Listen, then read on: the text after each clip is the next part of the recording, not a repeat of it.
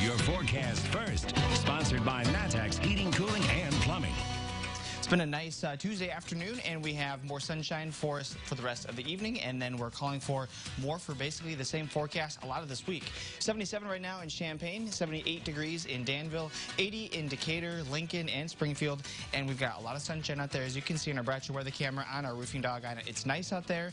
We have a wind that's coming in out of the northeast of around 15 miles per hour, which is making it feel very comfortable outside. We've got a nice forecast for the backyard. We've got basically the same forecast for tomorrow. In fact, a lot of this week is looking really good. WCIA 3 News starts right now.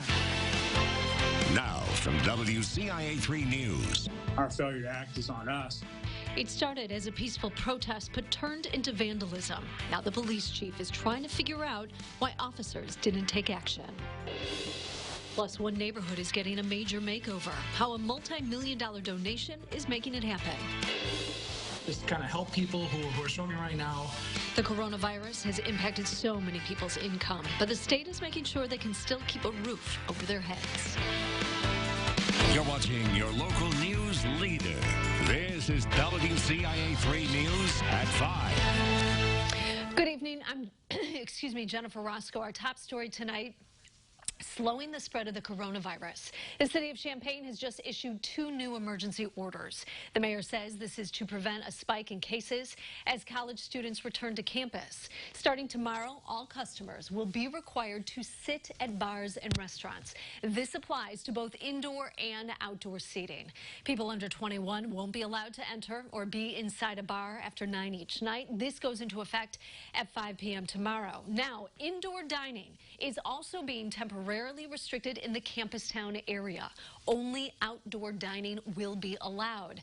This goes into effect tomorrow, 5 p.m. for bars. That means nobody will be allowed to drink inside a bar on campus. 9 p.m. for restaurants, and this will be in effect until Labor Day. A preschooler at a Mattoon school tested positive for COVID-19. St. John's Lutheran School closed the classroom. Students in that class will now quarantine for 14 days. Everyone inside the building has to wear masks and have their temperature checked. The principal says having someone test positive does make him more vigilant. Did we do everything we could? And I think our plan is pretty solid. And I think, like I said, our parents support the plan that we have. So, yeah, we step things up. We make sure, and I follow up and check up, and we make sure that the cleaning staff is doing what they need to do, and the teachers are doing everything that they can. If a parent does want to remove their child from the classroom, they will be able to move to virtual learning at any time. Taking a look at today's coronavirus numbers, the state's 7-day positivity rate has been slowly increasing, sitting at 4.3% right now, still well below the 8% warning level. There are more than 1,700 new cases. That brings the total up to more than 209,000. 27 more people have died. There are more than 7,700 COVID-related deaths in Illinois. Those who are dreading the first of the month now have a little bit longer to apply for help.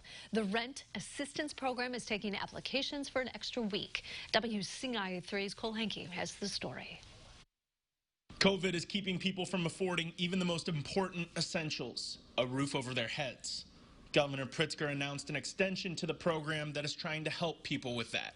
You have 1 more week to apply to the Rent Assistance Program. Just kind of help people who are struggling right now to, while they regain financial stability, to not have to worry about an eviction. The application period was supposed to end on the 21st. Now it won't end till the 28th. Recipients get $5,000 to back pay rent or make future payments, but the money can't be used for payments starting in 2021. Officials want to get more money for the federally funded program to make it last longer.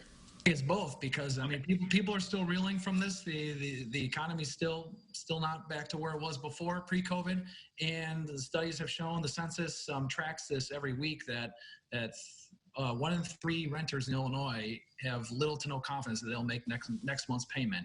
Reporting in Springfield, I'm Cole Henke, WCIA 3. Your local news leader. The extension came because of power outages in the northern part of Illinois, but anyone in the state is eligible to apply for the program.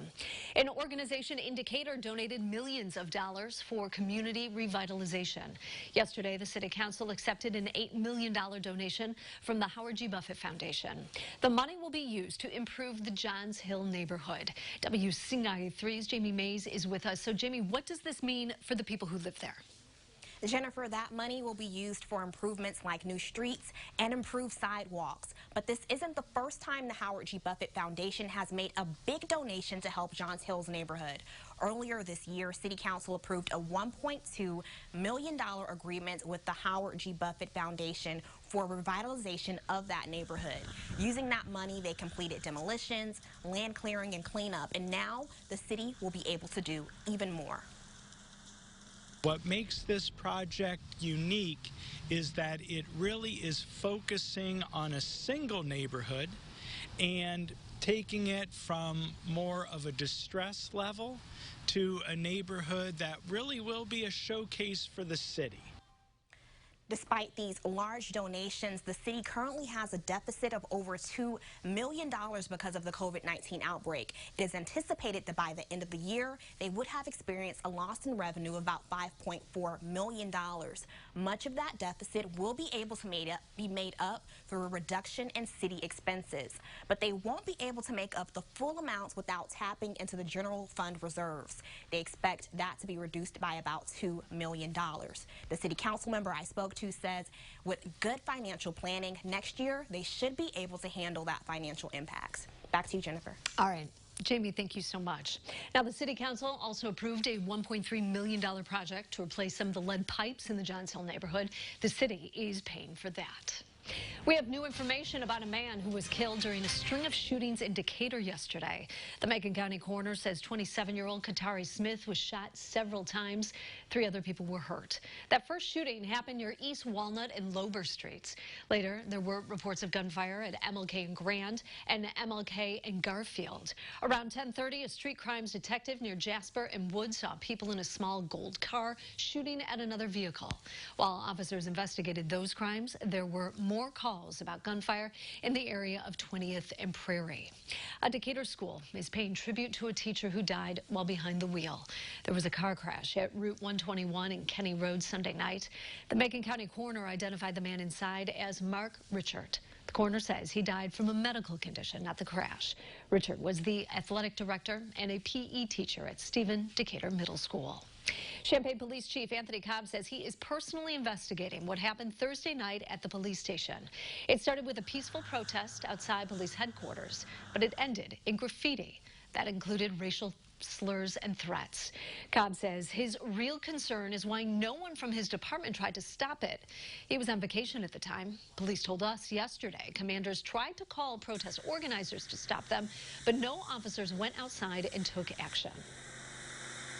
Our failure to act is on us, and I want to say us being the command staff. My officers were upset, offended, disrespected, outraged by what happened here, and they would have gladly stepped up and done their service, but I need to figure out why they weren't allowed to. Cobb says he wants to make it clear city leaders did not tell police to stand down. He's trying to find out who gave that call. Police say plans to arrest anyone for the graffiti are, quote, under review. Now, tonight at 6, you're going to hear what the protest organizer now has to say about what happened. Police in Springfield have teamed up on what they're calling Operation Juice Box. Officers are passing out juice boxes to the kids where they patrol. Their goal and mission is to help build positive relationships between law enforcement and youth, one drink at a time. He's gotten her through tough times, but now he's missing. How you can help a woman and her therapy dog reunite. Plus this. When you can say that you've done the best you could for the families that we're serving. Cleanup still underway in Iowa after last week's storm. How volunteers from central Illinois are helping.